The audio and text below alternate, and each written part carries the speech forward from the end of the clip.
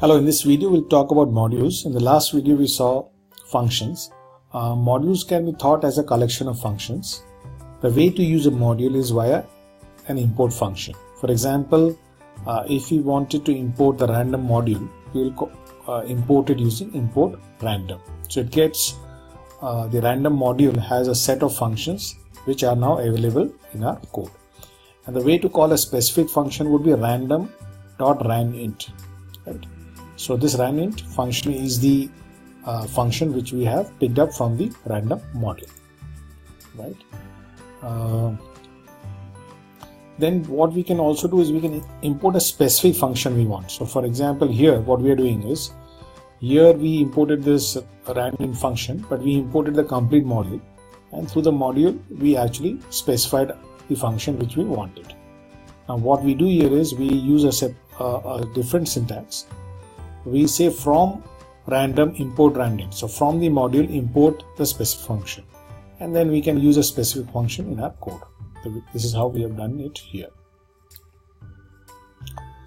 Also, one can import a module under a different name or object. So for example, this ranInt function, we can import it under a different name. So we can say from random import ranInt as myRand function. Okay, and then I would use myRand function to invoke the function, right? So this is also one way to invoke a function which is a part of a module. Now there are three types of modules. So modules which one can write on their own. So what generally happens in a large project is you have different files, different modules.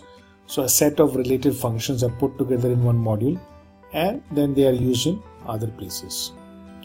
And then there are third-party modules. So there are frameworks, there are libraries which have been written by external parties which we can use in our code. And then there is one Python standard library. So standard library includes string, regular expression, datetime, and many more. And Python is very strong in its standard library. There are a lot of functions, there are a lot of utilities functions which helps a programmer to be productive. The third-party modules, they can be installed using pip tool. So for example, I want to install a Google API Python client. I go and actually invoke this. So pip install Google API Python client. So because it's already installed, they are there. But this is a way you can get a third-party library and install for your code base. So this is in a nutshell about modules. Think modules as just as a collection of functions, and which helps you to again modularize your code. Thank you.